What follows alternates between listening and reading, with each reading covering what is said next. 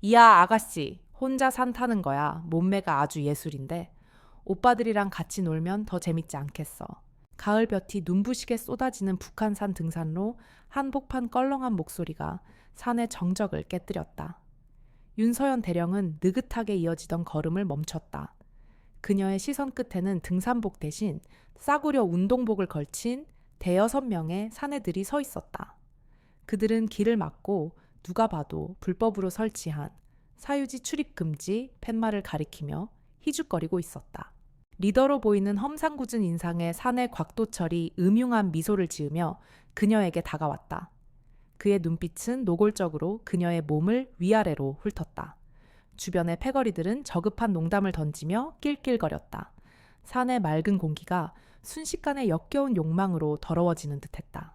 서연은 아무 말도 하지 않았다. 화장기 없는 얼굴, 질끈 묶은 머리 평범한 등산복 차림. 그녀의 모습 어디에서도 위협적인 구석은 찾아볼 수 없었다. 하지만 그 고요함 속에는 폭풍 전야와 같은 팽팽한 긴장감이 감돌았다. 그녀의 눈동자는 감정 없이 마치 사냥감을 분석하는 맹수처럼 그들의 움직임 하나하나를 담고 있었다. 그녀의 침묵이 곽도철의 심기를 건드렸다. 그는 한 걸음 더 다가서며 목소리를 높였다. 귀가 먹었나? 여기 우리 회장님 땅이니까 통행세를 내든지 아니면 곱게 꺼지라고. 아가씨는 예쁘니까 특별히 깎아줄 수도 있는데 몸으로 때우는 건 어때? 곽도철의 손이 그녀의 어깨를 향해 뻗어왔다. 그의 더러운 손가락이 등산복에 닿으려는 찰나 처음으로 서연의 입이 열렸다. 산의 공기보다 더 차가운 목소리였다. 그 손 지금 안 치우면 평생 못 쓰게 될 거야. 서연의 경고에 곽도철은 순간 멈칫했다. 하지만 곧이어 그의 얼굴에 비웃음이 번졌다. 하, 이 미친년이 뭐라고 짓거리는 거야? 겁대가리를 상실했나? 그는 분노와 유의가 뒤섞인 표정으로 그녀의 어깨를 거칠게 움켜쥐려 했다. 바로 그 순간이었다. 세상의 모든 소음이 멎는 듯한 찰나의 정적, 그리고 폭발. 서연의 몸이 섬광처럼 움직였다. 곽도철의 손목이 그녀의 손에 잡히는가 싶더니 우두둑 하는 끔찍한 소리와 함께 그의 팔이 부자연스러운 각도로 꺾였다. 비명조차 지를 틈이 없었다. 그녀의 무릎이 그의 명치를 정확하고 무자비하게 찍어 눌렀다. 컥 하는 소리와 함께 거구의 사내가 낙엽처럼 바닥에 쓰러졌다. 이 인연이 나머지 5명의 패거리가 경악과 분노 속에서 동시에 덤벼들었다. 하지만 그들의 움직임은 서연의 눈에는 느릿한 파노라마 필름처럼 보일 뿐이었다. 대한민국 육군 707 특수임무대대 그 지옥의 정점에서 단련된 그녀에게 동네 건달들의 주먹질은 어린아이의 재롱에 불과했다. 한 명의 턱을 손날로 가격해 실신시키는 동시에 다른 한 명의 복부를 군화발로 걷어찼다. 뒤에서 덤벼들던 놈의 관자놀이를 팔꿈치로 후려쳤고 겁에 질려 뒷걸음질 치던 마지막 2명의 다리를 정확하게 걷어차 넘어뜨렸다. 모든 것은 불과 15초 만에 벌어진 일이었다. 등산로에는 신음소리만이 가득했다. 건장한 사내 6명이 땅바닥을 뒹굴며 고통에 몸부림치고 있었다. 서연은 머리카락 한 올 흐트러지지 않은 모습으로 그들 가운데에 섰다. 그녀는 쓰러진 곽도철에게 다가가 그의 꺾인 팔을 아무렇지 않게 한 번 더 밟았다. 내가 경고했을 텐데. 내 말은 농담으로 들렸나 보지. 곽도철이 고통과 공포에 질려 아무 말도 못하고 있을 때 산 아래에서 희미하게 사이렌 소리가 들려왔다. 구조 요청이라도 한 건가. 하지만 서연의 직감은 다른 것을 말하고 있었다. 저것은 구원이 아니라 이 연극의 2번째 막을 알리는 신호였다. 잠시 후 헐레벌떡 뛰어온 경찰 2명이 현장에 도착했다. 그들을 본 곽도철의 얼굴에 순식간에 안도와 교활함이 스쳐 지나갔다. 그는 기다렸다는 듯이 비명을 질렀다. 아이고, 박 형사님, 여기 좀 보십시오. 웬 미친년이 나타나서 다짜고짜 우리를 이렇게 만들어 놨습니다. 우리가 그냥 좋은 말로 길 안내 좀 해주려고 했는데 선임으로 보이는 박원익 형사는 쓰러진 건달들과 멀쩡히 서 있는 서연을 새욱 훑어보았다. 그의 눈빛에는 어떤 놀라움이나 의문도 없었다. 마치 이미 모든 것을 알고 있다는 듯한 태도였다. 그는 불법 팻말과 건달들의 위협적인 태도는 애써 무시한 채 서연에게 다가와 권위적인 목소리로 말했다. 선생님 신분증 좀 봅시다. 지금 선생을 폭행 혐의로 현행범 체포하겠습니다. 별말 말고 따라오시죠. 서연은 어이가 없다는 듯 픽 하고 웃었다. 모든 것이 완벽하게 짜인 각본이었다. 경찰과 조폭, 국가의 녹을 먹는 자와 사회의 암적인 존재가 한통속이 되어 무고한 시민을 겁박하는 총흑. 그녀는 이들의 배후에 있는 거대한 존재를 직감했다. 이건 단순한 산속의 해프닝이 아니었다. 박 형사가 수갑을 꺼내 들고 그녀에게 다가왔다. 굴욕을 주고 힘으로 짓누르겠다는 명백한 의도였다. 하지만 서연은 저항하지 않았다. 오히려 순순히 두 손목을 내밀었다. 차가운 금속이 그녀의 손목을 감싸는 순간 그녀의 눈이 얼음장처럼 차갑게 박 형사를 꿰뚫었다. 이 수갑 아주 소중히 다뤄야 할 거야. 머지않아 당신 목에 채워질 물건이니까. 경찰차 뒷좌석의 차가운 시트, 손목을 파고드는 수갑의 냉기. 덜컹거리는 차의 진동 속에서 서연은 눈을 감았다. 익숙한 무력감과 분노가 심장을 잠식했다. 이 모든 것은 정확히 1년 전 그날의 기억을 떠오르게 했다. 그녀의 세상이 무너져 내렸던 바로 그날. 1년 전 서연의 동생 윤지수는 대한민국에서 가장 촉망받는 젊은 건축가였다. 정의롭고 열정적이었으며 자신의 일에 대한 자부심으로 가득 차 있었다. 태아건설의 초고층 주상복합, 버텍스 팰리스의 핵심 설계 감리를 맡기 전까지는 말이다. 언니 이상해. 철근부터 내장재까지 전부 다 싸구려 자재로 바뀌었어. 안전검사 보고서는 전부 위조된 거고. 이러다 무너지기라도 하면 어떡해. 이건 수백 명의 목숨이 달린 일이야. 수화기 너머로 들려오던 동생의 목소리는 공포와 분노로 떨리고 있었다. 서연은 당장이라도 달려가고 싶었지만 해외 파병 임무 중인 그녀가 할 수 있는 것은 몸 조심해라 하는 무력한 말뿐이었다. 그것이 동생과의 마지막 통화가 될 줄은 꿈에도 몰랐다. 며칠 후 윤지수는 버텍스 팰리스 공사 현장에서 싸늘한 시신으로 발견되었다. 경찰은 실족에 의한 추락사로 서둘러 사건을 종결했다. 담당 형사가 바로 박원익이었다. 서연은 그 어떤 말도 믿지 않았다. 평생 높은 곳을 무서워하지 않았던 누구보다 꼼꼼하고 신중했던 동생이 발을 헛디뎠다는 거짓말을.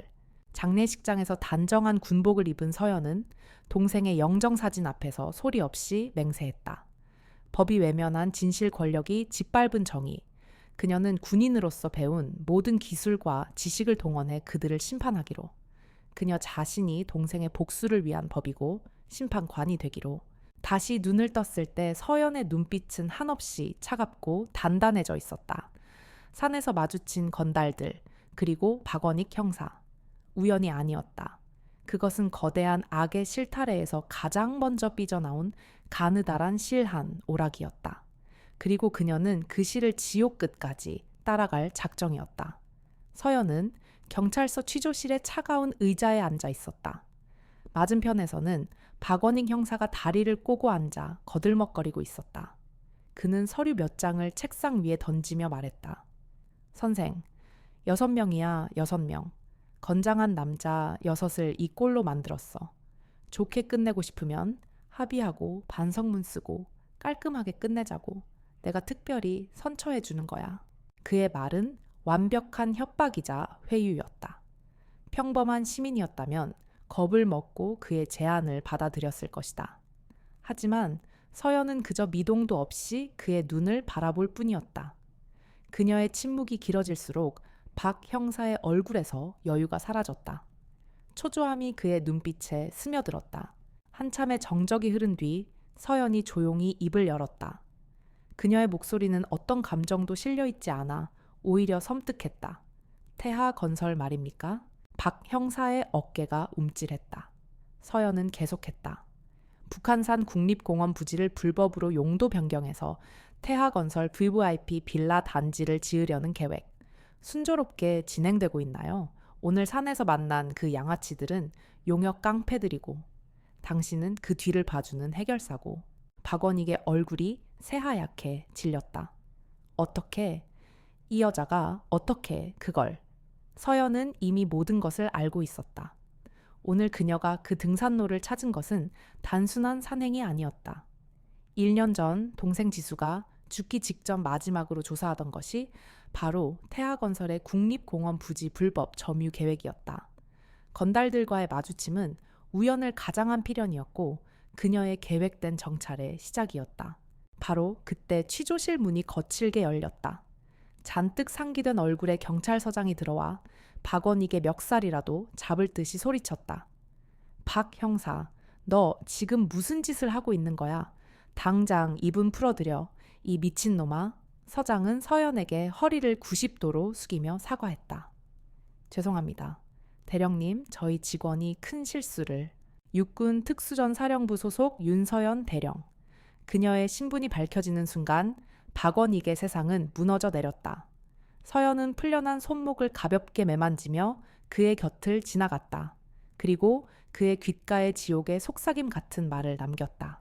이제부터 사냥 시작이야. 첫 사냥감은 바로 너고 박원익 형사. 그날 밤 서연은 자신의 오피스텔로 돌아왔다. 군더더기 하나 없는 미니멀한 공간은 마치 군대의 숙소를 연상시켰지만 한쪽 벽면만은 전혀 다른 세상이었다. 그곳은 그녀의 분노와 슬픔, 그리고 치밀한 복수 계획이 담긴 거대한 거미줄의 중심이었다. 벽의 중앙에는 환하게 웃고 있는 동생 윤지수의 사진이 붙어 있었다.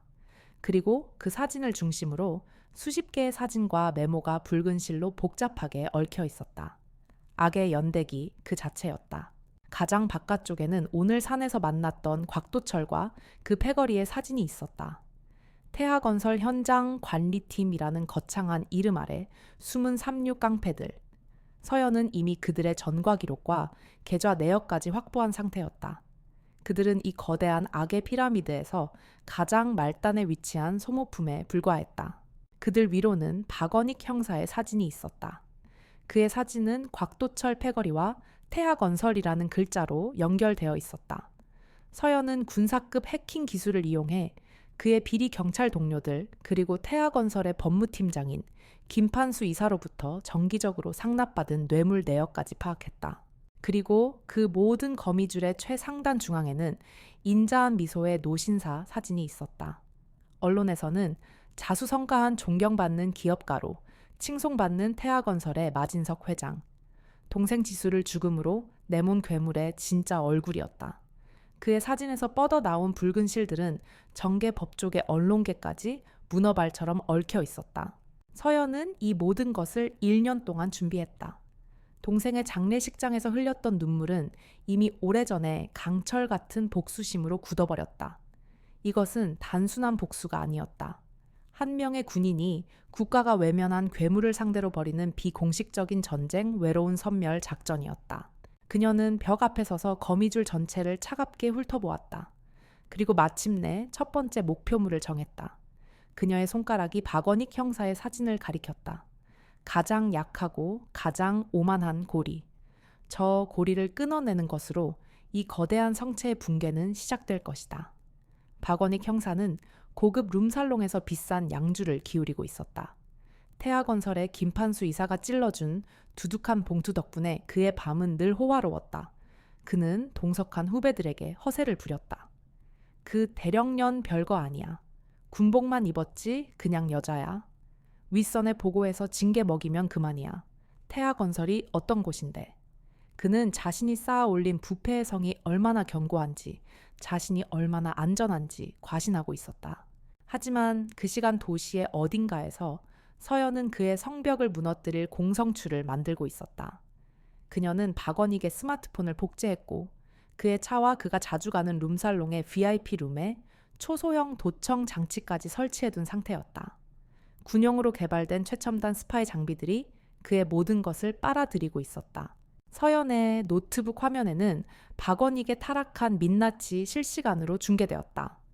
태아건설로부터 받은 뇌물 액수를 자랑하는 목소리, 불법 도박장의 단속 정보를 팔아넘기는 대화, 그리고 마침내 룸살롱 지하 주차장에서 김판수 이사로부터 명품 시계와 현금 봉투를 받는 장면이 고화질 영상으로 기록되었다. 완벽한 증거였다. 서연은 이 증거를 언론사에 바로 넘기지 않았다. 태아건설의 힘이라면 기사 한두 개쯤은 쉽게 막을 수 있다는 것을 알았다. 그녀는 훨씬 더 교활하고 잔인한 방법을 선택했다. 그녀는 먼저 경찰청 내부 감사과에 익명으로 제보 메일을 보냈다. 박원익의 동료 형사가 그의 비리를 질투해 제보한 것처럼 교묘하게 꾸며서, 그리고 동시에 탐사 보도로 유명한 한 인터넷 언론사의 젊고 야심 넘치는 기자에게 영상 원본을 보냈다. 경찰 내부의 암투와 대기업의 비리, 기자가 마다할 수 없는 완벽한 먹잇감이었다. 결과는 폭발적이었다. 단독 태아건설의 충견 박원익 형사의 검은 커넥션이라는 제목의 기사가 인터넷을 뒤덮었고, 뇌물수수 영상은 순식간에 퍼져나갔다. 여론이 들끓자 경찰청 감사관은 더 이상 좌시할 수 없었다. 다음 날 오후 박원익은 자신의 사무실에서 동료들이 모두 보는 앞에서 감사과 직원들에게 체포되었다. 그의 손에 채워진 것은 어제 그가 서연에게 채웠던 바로 그 수갑이었다. 끌려나가던 그의 휴대폰이 짧게 진동했다. 발신자 불명의 문자 메시지 한 통. 거기에는 환하게 웃고 있는 윤지수의 사진과 짧은 한마디가 적혀 있었다. 나의 동생에게 안부 전해. 박원익의 몰락은 신호탄에 불과했다. 서연은 잠시의 만족감도 없이 다음 목표를 향해 움직였다. 동생 지수가 목숨과 맞바꾼 결정적인 증거, 태아건설의 심장을 꿰뚫을 비수를 찾아야 했다. 그녀는 지수가 남긴 다중 암호화 클라우드 서버에 접속했다. 군사급 보안 프로그램으로도 해독에 수십 시간이 걸리는 철옹성이었다. 마침내 마지막 방화벽이 뚫리고 서연은 태하, 최종 증거라는 이름의 폴더를 발견했다. 예상대로 위조된 건축도면, 안전진단서 비자금 내역 등이 들어있었다. 하지만 그녀의 심장을 철렁하게 만든 것은 그 옆에 숨겨져 있던 다른 폴더였다. 폴더의 이름은 미안해 언니였다. 떨리는 손으로 폴더를 열자 그 안에는 암호화된 채팅 기록과 전송되지 않은 이메일 한 통이 있었다. 채팅 상대는 태하건설의 라이벌 기업인 삼진물산의 한 임원이었다. 내용은 충격적이었다. 삼진물산은 지수가 태하건설의 비리를 알고 있다는 사실을 이용해 그녀를 회유하고 협박했다. 정의 구현이 아니었다. 그들은 그 증거를 이용해 마진석 회장을 협박하고 태하건설을 헐값에 집어삼키려 했던 것이다. 윤지수 씨, 당신 혼자서는 태하라는 골리앗을 이길 수 없어. 하지만 우리와 함께라면 가능해. 이건 정의를 위한 싸움이야. 그들의 달콤한 속삭임과 교묘한 압박 속에서 동생은 흔들렸다. 전송되지 않은 이메일 초안에는 삼진물산의 제안을 받아들이겠다는 절망적인 문장이 적혀 있었다. 알겠습니다. 모든 자료를 넘기겠습니다. 대신 제 미래를 보장해 주십시오. 서연은 숨을 쉴 수 없었다. 순결한 희생자였던 동생의 모습에 희미한 균열이 생기는 순간이었다. 하지만 마지막 음성 메모 파일이 남아 있었다. 죽기 몇 시간 전에 녹음된 파일이었다. 그 속에서 지수는 울고 있었다. 아니야. 이건 아니야. 이건 또 다른 괴물의 배를 불리는 것뿐이야. 내가 어리석었어. 그냥 원칙대로 검찰에 전부 고발하겠어. 결국 동생은 마지막 순간에 정의를 택했다. 그리고 그 선택이 그녀를 죽음으로 몰아넣었다. 태아건설뿐만 아니라 삼진물산에게도 그녀는 위험한 존재가 되어버렸던 것이다. 서연은 의자에 주저앉았다. 동생은 완벽한 성녀가 아니었다. 거대한 악 앞에서 두려워하고 잠시나마 흔들렸던 나약한 인간이었다. 이 사실은 그녀의 복수를 더럽히는 것이 아니라 오히려 지독한 슬픔과 분노로 그녀의 심장을 까맣게 불태웠다. 동생의 비밀을 마주한 순간 서연의 세상은 다시 한번 무너졌다. 지난 1년간 그녀를 버티게 한 것은 순결한 희생양이 된 동생에 대한 절대적인 믿음, 그리고 그에 기반한 성스러운 복수심이었다. 하지만 이제 그 복수의 명분은 더 이상 순수하지 않았다. 그녀는 처음으로 동생을 원망했다. 왜 흔들렸니? 왜 그들의 속삭임에 잠시나마 귀를 기울였니? 분노가 치밀어 올랐다. 하지만 그 분노는 곧바로 자기 자신을 향한 혐오감으로 바뀌었다. 죽은 동생을 원망하는 자신이 괴물처럼 느껴졌다. 지켜주지 못했다는 죄책감이 쇠사슬처럼 그녀의 목을 감았다. 서연은 벽에 걸린 거미줄을 바라보았다. 마진석, 박원익, 김판수. 그들의 얼굴 위로 삼진물산 임원의 얼굴이 겹쳐 보였다. 선과 악의 경계가 흐릿해졌다. 이 세상에 완벽한 선도 완벽한 악도 없는 것인가? 그렇다면 자신의 이 피비린내, 나는 복수는 과연 정의라 불릴 자격이 있는가? 나는 지금 무엇을 위해 싸우고 있는 거지? 그녀는 옷장에 걸린 단정한 군복을 바라보았다. 국가와 국민을 위해 충성을 맹세했던 군인. 하지만 지금 그녀는 법의 테두리 밖에서 사적인 복수를 행하고 있었다. 그녀의 손은 이미 더러워졌다. 어쩌면 자신 또한 그들과 다를 바 없는 또 다른 괴물이 되어가고 있는지도 몰랐다. 혼란의 심연 속에서 그녀를 붙잡은 것은 군인으로서 뼛속까지 새겨진 냉철한 이성이었다. 감정에 휩쓸리면 작전은 실패한다. 그녀는 감정을 배제하고 사실만을 분석하기 시작했다. 사실 하나 동생은 거대한 압박 속에서 흔들렸다. 사실 둘 하지만 동생은 결국 옳은 길을 택했다. 그리고 그 선택 때문에 죽었다. 사실 세태하 건설과 마진석은 명백한 악이다. 그녀의 눈빛이 다시 차갑게 가라앉았다. 복수의 자격 따위는 이제 중요하지 않았다. 동생의 마지막 선택을 헛되게 만들지 않는 것. 동생처럼 선량한 사람들이 괴물들의 농간에 흔들리지 않는 세상을 만드는 것. 그것이 그녀의 새로운 임무가 되었다. 서연은 미안해. 언니 폴더를 영구 삭제했다. 동생의 나약함이 아닌 마지막 용기만을 기억하기로 했다. 그리고 그녀는 거미줄의 빈 공간에 새로운 사진 한 장을 붙였다. 삼진물산 임원의 사진이었다. 사냥감의 목록이 하나 더 늘었다. 그녀의 전쟁은 이제 막 확장되기 시작했다. 박원익의 구속은 태하건설의 꼬리 자르기로 이어졌다. 마진석 회장은 언론에 유감을 표명하며 개인의 일탈일 뿐이라고 선을 그었다. 하지만 이미 견고했던 성벽에는 분명한 균열이 생겼다. 그리고 그 틈으로 새로운 인물이 기어들어왔다. 서연은 어느 날 암호화된 이메일 한 통을 받았다. 발신인은 자신을 태하건설의 또 다른 희생자라고 소개했다. 그는 박원익을 단죄한 서연의 용기에 감탄했다며 마진석 회장을 무너뜨릴 결정적인 정보를 제공하고 싶으니 만나자고 제안했다. 서연은 제안을 받아들였다. 그녀는 약속 장소인 국립중앙박물관에서 먼저 몸을 숨기고 상대를 관찰했다. 약속 장소에 나타난 남자는 서울시청 도시개발과 소속의 5급 사무관 안태준이었다. 그는 불안한 듯 주위를 살피면서도 눈빛에는 야망과 초조함이 뒤섞여 있었다. 전형적인 기회주의자의 얼굴이었다. 안태준은 서연 앞에서 열변을 토했다. 자신이 바로 태하건설의 북한산 부지 용도 변경 신청을 반려했던 양심적인 공무원이며 그 때문에 한직으로 밀려나고 협박까지 받았다고 주장했다. 그는 고인이 된 윤지수 건축가의 용기를 존경했다며 그녀의 죽음이 너무나 안타깝다고 말했다. 완벽에 가까운 연기였다. 그는 결정적인 미끼를 던졌다. 마진석 회장이 시청 고위 간부들에게 뇌물을 건넸던 비공개 회의록 원본을 자신이 확보할 수 있다는 것이었다. 다만 시청의 보안 기록 보관소에 접근하기 위해서는 서연의 도움이 필요하다고 했다. 외부의 소란을 일으켜 감시를 돌려달라는 의미였다. 서연은 그의 말을 들으며 속으로 냉소했다. 그의 이야기에는 정의감보다 피해 의식과 출세욕이 더 진하게 배어 있었다.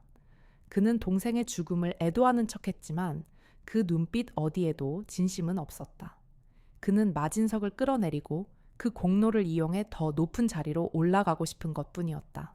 하지만 그가 가진 패는 진짜일 가능성이 높았다. 서연은 그의 제안을 받아들이기로 했다.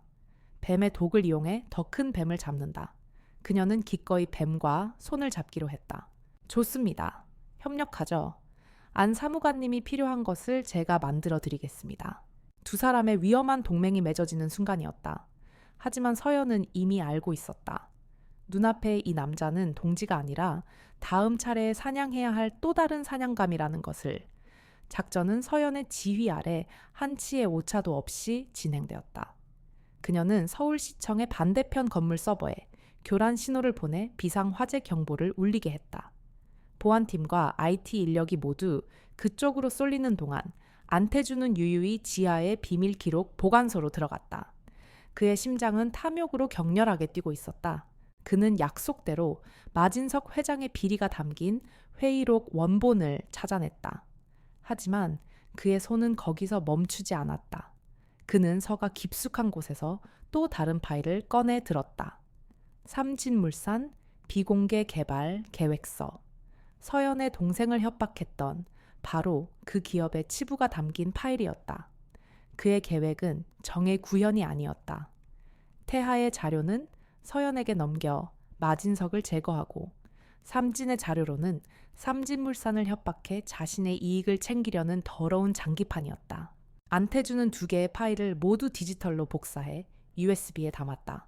그리고 서연과의 약속 장소로 향했다. 그는 승리감에 도취된 채 서연에게 USB를 건넸다. 여기 마진석의 숨통을 끊을 모든 것이 담겨 있습니다. 이제 대령님의 시간입니다. 그는 자신이 군대밖에 모르는 여군 대령을 완벽하게 이용했다고 믿었다. 하지만 서연은 USB를 받자마자 주머니에 넣고는 그를 향해 차갑게 웃었다. 안 사무관님 한 가지 모르시는 게 있군요. 저는 군인입니다. 그리고 군인은 적과 아군, 그리고 당신처럼 아군인 척하는 배신자를 본능적으로 구별합니다. 그녀는 자신의 휴대폰을 꺼내 화면을 보여주었다. 화면에는 조금 전 기록 보관소에서 그가 2개의 파일을 복사하며 이제 이 서울의 주인은 내가 된다 라고 중얼거리는 영상이 실시간으로 재생되고 있었다. 서연이 박물관에서 그와 악수할 때 그의 옷깃에 붙여놓은 초소형 버튼 캠이 보낸 영상이었다. 안태준의 얼굴에서 핏기가 사라졌다. 서연은 그의 운명을 선고했다. 지금 당신이 복사한 태하건설 자료는 청와대 민정수석실로, 그리고 삼진물산 자료는 삼진물산 회장 비서실로 전송될 겁니다. 정확히 5분 뒤에 공무상 기밀 유출과 공갈미수. 당신의 더러운 장기판은 끝났습니다, 안 사무관님. 서연은 얼어붙은 그를 뒤로 하고 돌아섰다. 그녀는 손에 피 한 방울 묻히지 않고 그의 야망을 이용해 그를 완벽하게 파멸시켰다. 늑대의 덫은 사실 늑대를 사냥하기 위한 사냥꾼의 덫이었다. 안태준이라는 불쾌한 장애물을 치워버린 서연은 마침내 최종 목표물 마진석 회장을 정조준했다.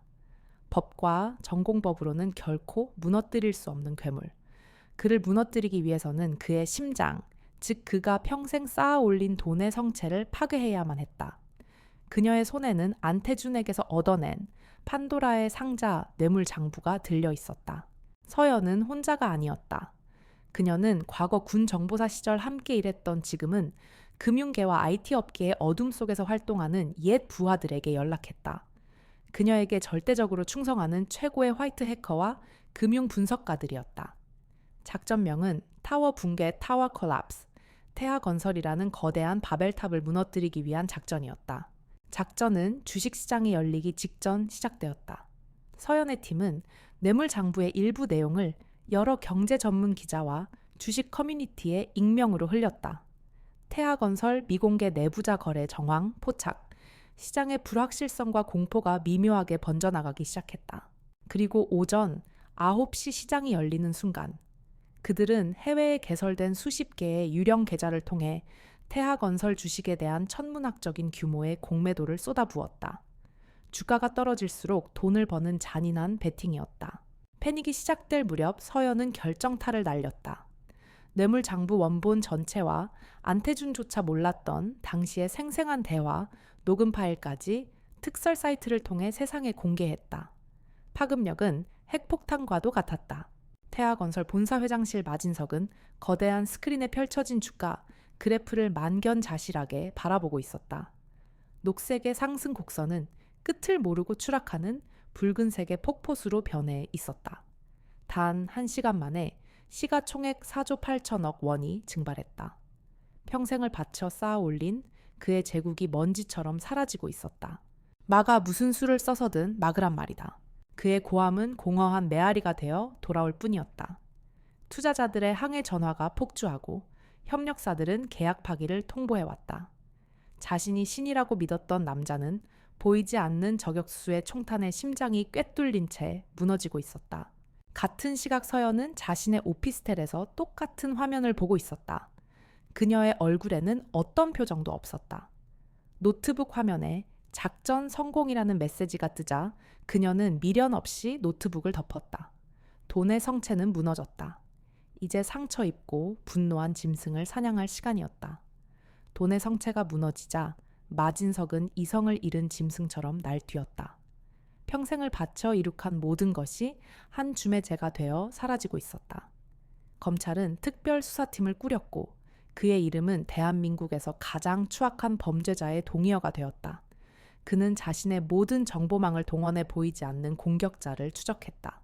그리고 마침내 공격자가 군사급 프로토콜을 사용하고 있다는 희미한 단서를 찾아냈다. 마진석은 암호화된 통신망을 통해 메시지를 띄웠다. 네가 누구든 내 승리다. 만나서 얘기하자.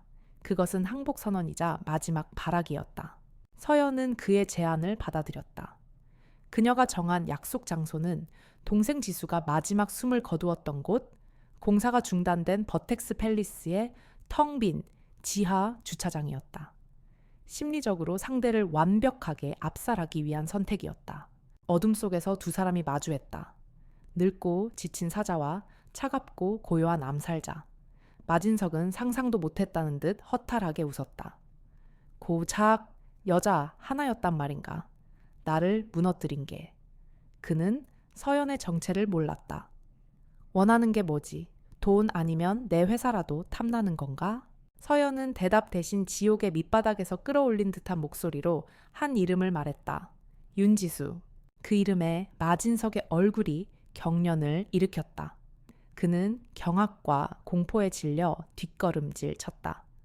그걸 어떻게? 아니야. 나는 죽이라고 명령한 적 없어. 그건 사고였어. 회사를 지키기 위해 어쩔 수 없이 덮었을 뿐이야. 그는 자신이 살인자가 아니라 그저 비정한 사업가일 뿐이라고 발버둥 쳤다. 서연은 그를 비웃으며 지수가 타살되었다는 명백한 증거들을 하나씩 던졌다. 마진석은 완전히 무너져 내렸다. 그는 바닥에 무릎을 꿇고 절규했다. 내가 아니야. 그놈이야. 내 아들.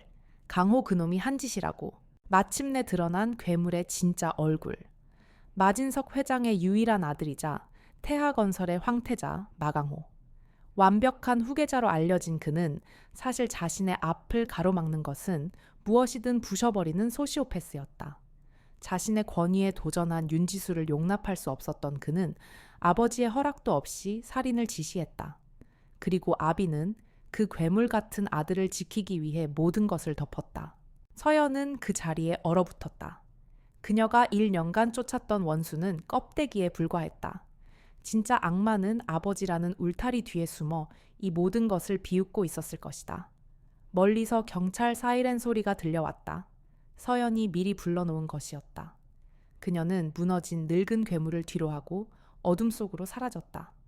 그녀의 시선은 이제 도시의 가장 높은 곳 마강호가 살고 있는 펜트하우스를 향하고 있었다. 마강호는 태아타워 최상층 펜트하우스에서 서울의 야경을 내려다보고 있었다. 아버지가 경찰에 체포되고 회사가 무너지는 와중에도 그는 와인잔을 기울이며 클래식을 듣고 있었다. 그에게는 공포나 분노가 아닌 지루한 연극의 마지막 장을 기다리는 듯한 기묘한 평온함만이 존재했다. 서연은 유령처럼 그의 공간으로 침투했다. 최첨단 보안 시스템은 그녀의 특수부대식 침투 기술 앞에선 무용지물이었다. 그녀는 소리 없이 그의 등 뒤에 섰다. 하지만 마강호는 놀라지 않았다. 그는 천천히 돌아보며 마치 오랜 친구를 맞이하듯 웃었다. 드디어 오셨군요. 윤서연 대령님. 기다리고 있었습니다. 그는 모든 것을 알고 있었다. 서연의 정체 그리고 그녀의 목적까지도. 그는 경멸과 흥미가 뒤섞인 눈으로 그녀를 바라보았다. 아버지를 무너뜨려 주셔서 감사합니다. 늙고 무능한 왕은 퇴장할 때가 됐었죠. 덕분에 제가 좀 더 빨리 왕좌에 오를 수 있게 됐습니다. 당신의 그 분노 아주 유용했어요. 그는 윤지수의 죽음에 대해 어떤 죄책감도 보이지 않았다. 오히려 당연한 일이었다는 듯 말했다. 당신 동생은 통제 불가능한 변수였습니다. 내 세계에서 그런 변수는 제거하는 게 원칙이죠. 비즈니스였습니다, 대령님. 아주 효율적인. 그는 서연 또한 자신과 같은 부류의 인간이라고 생각했다. 정의라는 허울 좋은 명분 아래 살인을 즐기는 포식자. 서연의 얼굴은 얼음처럼 차가웠다. 너와 나는 달라. 나는 사람을 살리기 위해 괴물이 되었고 너는 사람을 죽이기 위해 괴물이 되었지. 말이 통하지 않자 마강호의 눈빛이 변했다. 그는 와인잔을 던지고 재킷을 벗었다. 드러난 그의 몸은 군살 하나 없는 근육질이었고 그 움직임은 전문적인 살상 기술을 익힌 자의 것이었다. 두 마리의 최상위 포식자가 펜트하우스 안에서 격돌했다. 싸움은 치열했다. 값비싼 예술품들이 부서져 나갔고 유리창에 금이 갔다. 마강호는 쾌락을 느끼는 듯 웃으며 공격했고 서연은 감정을 배제한 채 오직 급소만을 노렸다. 마침내 서연의 기술이 그의 본능을 압도했다. 그녀는 그의 팔을 꺾어 탈골시키고 다리를 걷어차 무릎을 꿇렸다. 마강호는 피를 토하면서도 여전히 웃고 있었다. 그래, 죽여라. 나처럼 살인자가 되는 거야. 네 복수는 그걸로 완성되는 거지. 그는 마지막 순간까지 그녀를 자신과 같은 지옥으로 끌어들이려 했다. 서연은 숨을 고르며 그의 목을 향해 마지막 일격을 날릴 자세를 취했다. 그녀의 눈동자 서울의 야경이 서늘하게 비쳤다. 마강호의 조롱이 텅 빈 펜트하우스에 울려 퍼졌다. 서연은 그의 목을 부러뜨릴 수 있는 마지막 일격을 날리기 직전 허공에서 손을 멈췄다. 그녀의 눈에 이글거리던 분노가 차갑게 식어내렸다. 증오가 아닌 벌레를 보는 듯한 경멸과 냉소가 그 자리를 채웠다. 죽음, 그녀가 나지막이 읊조렸다. 그건 너 같은 놈에게는 너무나 쉽고 편안한 구원이지. 내 놈은 죽을 자격조차 없어. 서연은 천천히 손을 내렸다. 너는 살아야 해. 두 눈으로 똑똑히 봐야지. 네가 벌레만도 못하게 여겼던 세상이 내 놈을 어떻게 심판하는지. 네가 쌓아 올린 왕국이 어떻게 먼지처럼 사라지는지. 살아있는 채로 지옥을 경험하는 것. 그게 내가 너에게 내리는 형벌이다. 그녀의 말이 끝나기 무섭게 마강호의 등 뒤 서울의 야경을 비추던 거대한 통유리창 밖 세상이 변하기 시작했다. 서울 시내 모든 빌딩의 대형 전광판, 광화문 사거리의 미디어 파사드, 심지어 테아타워 외벽의 광고판까지. 모든 화면이 일제히 지지직거리더니 똑같은 영상 하나를 송출하기 시작했다. 그것은 서연이 지난 1년간 기록하고 편집한 악의 연대기였다. 마진석의 뇌물 장부, 박원익의 비리 영상, 안태준의 배신. 그리고 마지막은 바로 이 펜트하우스에서 조금 전에 벌어진 대화였다. 당신 동생은 통제 불가능한 변수였습니다. 내 세계에서 그런 변수는 제거하는 게 원칙이죠. 마강호의 오만하고 잔인한 목소리가 그의 얼굴과 함께 서울 밤하늘 아래 생중계되었다. 마강호는 창밖을 보며 얼어붙었다.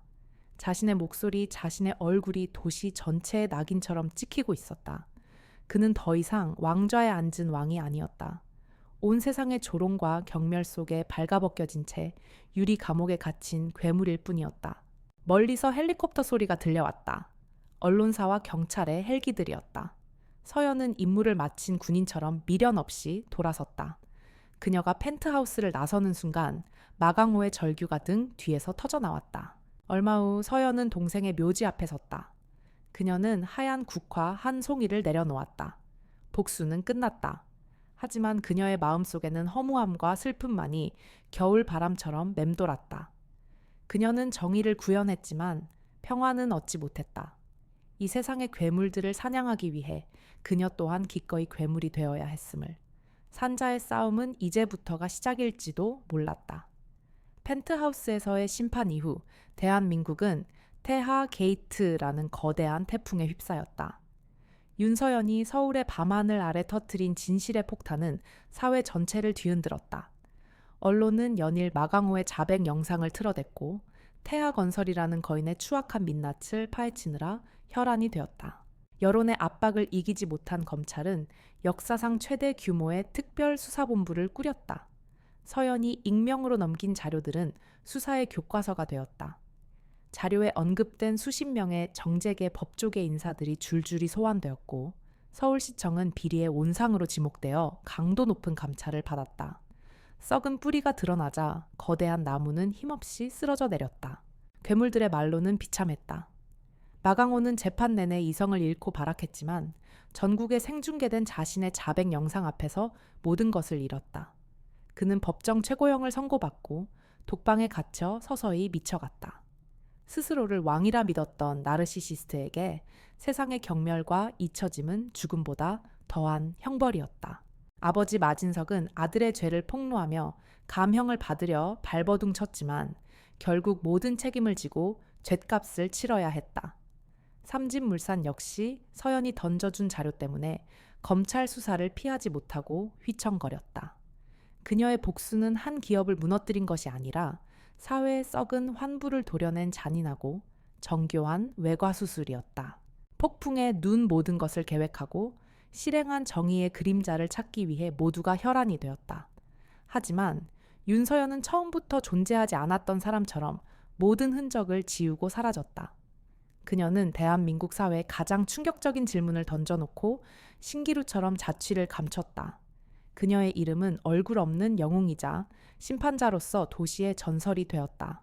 몇 달 후 겨울, 서연은 동해의 작은 바닷가 마을에 머물고 있었다. 외상 후 스트레스 장애라는 병명 아래 군에 장기 휴가를 낸 상태였다. 서울의 불빛과 비명은 멀어졌지만 그녀의 마음은 폐허가 된 전쟁터처럼 황량했다. 1년 넘게 그녀를 불태웠던 복수라는 화염이 꺼지자 그 자리에는 지독한 허무함과 재만 남았다. 그녀는 매일 차가운 겨울 바다를 걸었다. 동생의 웃음소리가 파도 소리에 섞여 들려오는 듯했다. 복수는 끝났지만 동생은 돌아오지 않았다. 괴물들을 심판했지만 가슴에 뚫린 구멍은 메워지지 않았다. 승리한 전쟁의 끝에서 그녀는 폐잔병처럼 홀로 남겨졌다. 그러던 어느 날 그녀는 마을의 작은 식당 할머니가 덩치 좋은 남자들에게 시달리는 것을 목격했다. 펜션을 지으려는 외지 개발업자가 헐값에 가게를 넘기라며 용역 깡패를 보낸 것이었다. 북한산에서의 그날과 똑같은 약자를 향한 비열한 폭력이었다. 예전 같았으면 그들의 팔다리를 부러뜨렸을 것이다. 하지만 지금의 서연은 다른 방법을 택했다. 그녀는 밤새 그 개발업자의 뒷조사를 했다. 그가 다른 지역에 지은 건물들의 불법 증축, 내역과 탈세 혐의를 모조리 찾아냈다. 그리고 그 증거 자료들을 세무서와 군청건축과의 익명으로 보냈다. 며칠 뒤 개발업자는 세무조사와 안전진단이라는 철퇴를 맞고 마을에서 자취를 감췄다. 식당 할머니는 누가 자신을 도왔는지 끝내 알지 못했다. 서연은 멀리서 평화로워진 식당을 바라보았다. 마음속에 기쁨은 없었다. 하지만 아주 희미하게 무언가 다른 감정이 싹 텄다. 증오가 아닌 연민에 기반한 작은 정의의 실현이었다. 그날 밤 그녀는 바닷가에 서서 자신에게 물었다. 복수는 끝났다. 이제 나는 누구인가? 전쟁은 끝났지만 군인은 여전히 살아남아 있었다. 무엇을 위해 살아야 하는가? 차가운 밤바다는 그녀에게 아무런 대답도 들려주지 않았다. 1년이라는 시간이 흘렀다. 계절이 몇 번이고 바뀌는 동안 세상은 태하 게이트의 충격에서 서서히 벗어나고 있었다. 서연은 다시 동생의 묘지 앞에 섰다. 1년 전에 폭풍 같던 분노와 허무함 대신 이제는 잔잔한 슬픔만이 그녀의 곁을 지켰다. 그녀는 묘비에 기댄 채 나지막이 속삭였다. 지수야, 이제 정말 다 끝났어. 너를 아프게 했던 사람들은 전부 죗값을 치렀어. 그러니까 이제 편히 쉬어. 그녀가 자리에서 일어나려던 순간 가방 깊숙한 곳에서 넣어두었던 위성 전화가 진동했다. 1년 만에 처음 있는 일이었다. 발신인은 그녀가 군에 있을 당시 그녀를 가장 아꼈던 옛 스승이자 현재 국방안보지원사령부의 사령관이었다. 그녀는 잠시 망설이다 전화를 받았다. 수화기 너머로 낮고 묵직한 목소리가 들려왔다. 나다. 그동안 잘 지냈나? 그는 서연의 행적에 대해 모든 것을 알고 있었다. 그는 그녀를 질책하지 않았다. 오히려 담담하게 말했다. 윤 대령 자네 덕분에 이 나라의 가장 큰 암덩어리 하나를 도려낼 수 있었네. 하지만 자네도 알겠지. 이런 괴물들은 앞으로도 계속 태어날 거라는 걸. 그는 본론을 꺼냈다.